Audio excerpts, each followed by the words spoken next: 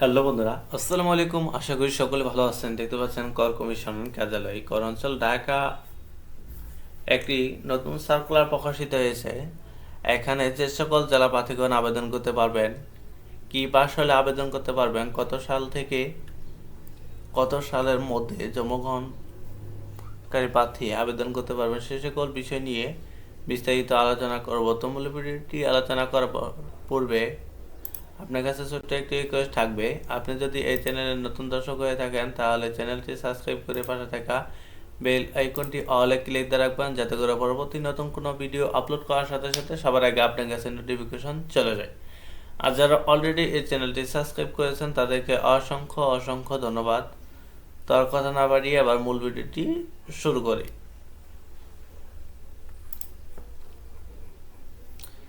দেখেন, এই সার্কুলারটি 2 মে 2024 খ্রিস্টাব্দে প্রকাশিত হয়েছে। অর্থ মন্ত্রণালয় অভ্যন্তরীণ সম্পদ বিভাগ কর 1 শাখায় এর স্মারক তারিখ 4 এপ্রিল 2024 খ্রিস্টাব্দে অনুযায়ী প্রাপ্ত ছাড়পত্রের ভিত্তিতে কর কমিশন কার্যালয় কর অঞ্চল 18 ঢাকা এর অধীনে গ্রেড 13 হতে 20 পর্যন্ত নিম্নোক্ত শূন্য পদে অস্থায়ী ভিত্তিতে জনবল নিয়োগের লক্ষ্যে ঢাকা বিভাগের অন্তর্গত নিম্নবর্ণিত জেলাসমূহে প্রকৃত স্থায়ী বাসিন্দা বা নাগরিকগণের নিকট হইতে পদের পাশে বর্ণিত যোগ্যতা সম্পন্ন প্রার্থীদের শর্ত সাপেক্ষে অনলাইনে এই ওয়েবসাইটে আবেদন আহ্বান করা যাচ্ছে। অনলাইন ব্যতীত কোনো আবেদন গ্রহণ করা হবে না। পদের নাম: কম্পিউটার অপারেটর না হবে একজন। কোনো শিক্ষিত বিশ্ববিদ্যালয় হইতে বিজ্ঞান বিভাগে স্নাতক বা সমান ডিগ্রি লাভ করতে হবে। কম্পিউটার ব্যবহারে প্রতি মিনিটে বাংলায় 25 শব্দ, ইংরেজিতে 30 শব্দ গতিসম্পন্ন থাকতে হবে। ঢাকা বিভাগের যে সকল জেলা প্রার্থী স্থায়ী বাসিন্দাগণ আবেদন করতে পারবেন। এখানে ঢাকা বিভাগের সকল জেলা প্রার্থীগণে আবেদন করতে পারবেন। প্রধান সহকারী না হবে 18 জন। কোনো শিক্ষিত বিশ্ববিদ্যালয় হইতে ন্যূনতম দ্বিতীয় শ্রেণী বা সমান সিজিপিতে স্নাতক বা সমান ডিগ্রি লাভ করতে হবে। কম্পিউটার বেসিক ট্রেনিং কোর্সে উত্তীর্ণ এবং computer word processing, mail, fax পরিচালনা দক্ষতা অভিজ্ঞতা থাকতে হবে। উচ্চমান সহকারী না হবে 18 জন। কোনো শিক্ষিত বিশ্ববিদ্যালয় হইতে স্নাতক বা সমান ডিগ্রি লাভ করতে হবে। কম্পিউটার বেসিক ট্রেনিং কোর্সে উত্তীর্ণ হতে হবে। 60 মোতাবেক কাম কম্পিউটার অপারেটর না হবে 21 জন। কোনো শিক্ষিত বিশ্ববিদ্যালয় হইতে ন্যূনতম দ্বিতীয় শ্রেণী বা সমান সিজিপিতে স্নাতক বা সমান ডিগ্রি লাভ করতে হবে। কম্পিউটার ব্যবহারের দক্ষতা থাকতে হবে। 5 নম্বর, অফিস সহকারী কাম কম্পিউটার মোতাবেক না হবে 23 জন। কোনো শিক্ষিত বোর্ড হইতে ন্যূনতম দ্বিতীয় বিভাগ বা সমমান সিজিপিতে উচ্চ মাধ্যমিক সার্টিফিকেট বা সমমান পরীক্ষায় উত্তীর্ণ হতে হবে। কম্পিউটার ব্যবহারের দক্ষতা থাকতে হবে। Computer word processing, email, fax machine ইত্যাদি চালানোর দক্ষতা অভিজ্ঞতা থাকতে হবে।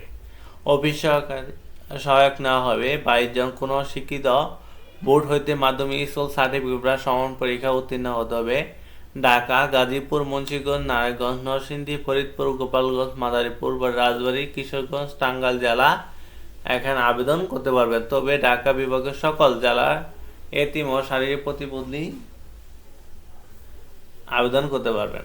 তো এবার দেখাবো অনলাইনে আবেদন পূরণ ও পরীক্ষা অংশগ্রহণের ক্ষেত্রে অবশ্যই নিম্নবর্ণিত শর্ত অনুসরণ করতে হবে। ক 1/5/2024 তারিখে প্রার্থী বয়স 18 থেকে 30 বছরের মধ্যে হতে হবে। যারা মুক্তিযোদ্ধার কন্যা বা পুত্র তাদের ক্ষেত্রে 18 থেকে 32 বছর পর্যন্ত শিথিলযোগ্য থাকবে। খ 60 মোতাবেক কাম কম্পিউটার অপারেটর ও অফিস সহায়কারী কাম কম্পিউটার মোতাবেক পদে বিপরীতে কর বিভাগে কর্মরত বিভাগে প্রার্থীর ক্ষেত্রে বয়সীমা 40 পর্যন্ত শিথিলযোগ্য থাকবে। সরকারি বা আধা সরকারি স্বায়ত্তশাসিত প্রতিষ্ঠানে চাকরিরত প্রার্থীদের অবশ্যই যথাযথ কর্তৃপক্ষের অনুমতি সাপেক্ষে আবেদন করতে হবে।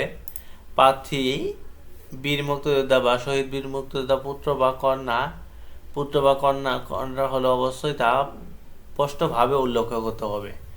সরকারের সর্বশেষ নীতিমালা অনুযায়ী কোঠা বণ্টন করা হবে।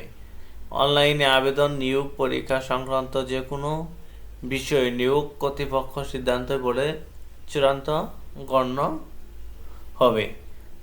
প্রার্থীর যোগ্যতা যাচাই।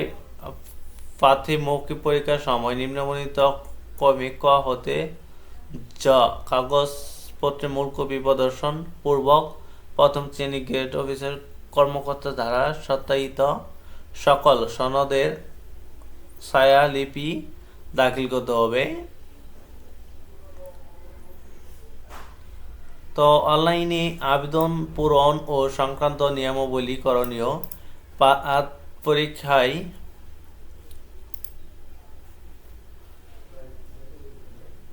পরীক্ষা অংশগ্রহণের জন্য এই ওয়েবসাইটে গিয়ে আবেদন করতে হবে। এই যে ওয়েবসাইটে আবেদন অ্যাপ্লিকেশন, এখানে যে কম্পিউটার অপারেটর, তারপরে হেড অ্যাসিস্ট্যান্ট, প্রধান সহকারী, উচ্চমান সহকারী, কম্পিউটার মধ্যক্ষিক অপারেটর, অফিস সহকারী কম্পিউটার মধ্যক্ষিক, অফিস সহায়ক। তো অফিস সহায়ক আবেদন করে দেখায় আপনাদেরকে।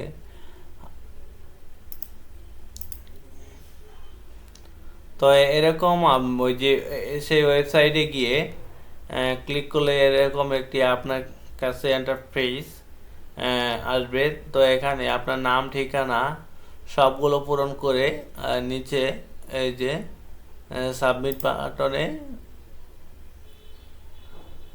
পোস্ট করে দিবেন।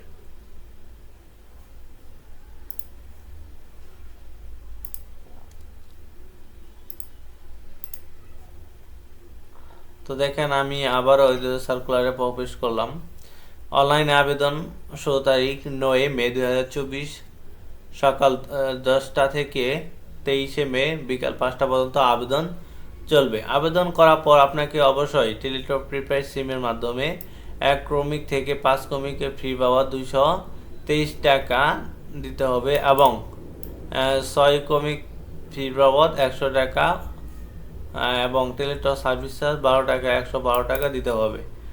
তো SMS এর নিয়মাবলী। SMS কীভাবে পড়বেন?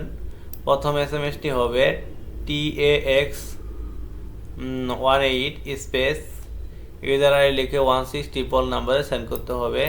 তো এক্সাম্পল হিসেবে এরকম একটি মেসেজ আসবে। সেই মেসেজটিতে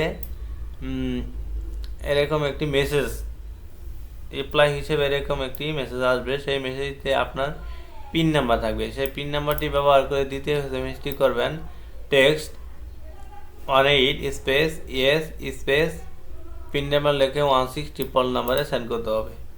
ধন্যবাদ বন্ধুরা। ভিডিওটি ভালো লাগলে লাইক, কমেন্ট এবং শেয়ার করবেন এবং অবশ্যই চ্যানেলটি সাবস্ক্রাইব করে রাখবেন।